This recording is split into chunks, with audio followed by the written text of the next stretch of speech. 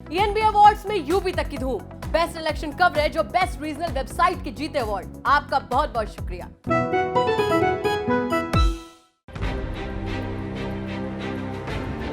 Corona के चलते चीन में लगाए गए सख्त लॉकडाउन से दुनिया भर में मंदी की आहट तेज हो रही है। दरअसल चीन के कई बड़े शहरों में प्रतिबंधों की वजह से सामान्य जनजीवन के साथ ही आर्थिक गतिविधियों पर भी तगड़ा ब्रेक लगा है।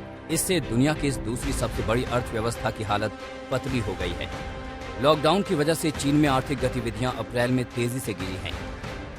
चीन में शंघाई समेत कई बड़े शहरों में कोरोना वायरस का संक्रमण काफी ज्यादा फैल गया है।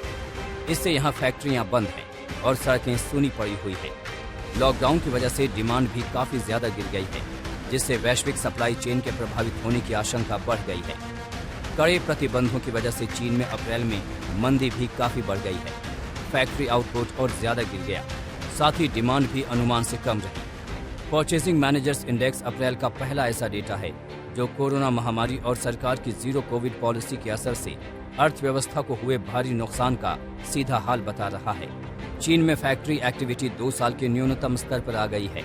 इस दौरान मैन्युफैक्चरिंग PMI मार्च के 49.5 से गिरकर 47.4 पर आ गया। मैन्युफैक्चरिंग के साथ ही कंस्ट्रक्शन और सर्विसेज सेक्टर में भी हालात नाजुक हैं।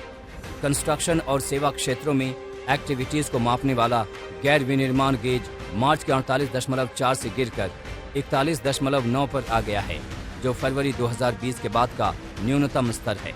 मैन्युफैक्चरिंग गतिविधियों में गिरावट प्रोडक्शन और डिमांड दोनों में तेज गिरावट से हुई है। कोरोना के हालिया प्रकोप से देश भर की कई जगहों पर असर हुआ है। इससे कई उद्योगों के सामने उत्पादन घटाने या बंद करने तक की नौबत आ गई है। ऐसे में इस लॉकडाउन का चीन के साथ साथ वैश्विक अर्थव्यवस्था पर भी काफी असर पड़ेगा। आशंका है कि अगले कुछ महीनों तक दुनिया भर में काफी अस्थिर माहौल रहेगा। आर्थिक के साथ साथ सामाजिक समस्याओं के भी इस दौरान उभरने का डर है। रूस यूक्रेन युद्ध और महंगाई से जूझ रही दुनिया के लिए चीनी अर्थव्यवस्था की पतली हालत एक बड़ी परेशानी ला सकती है।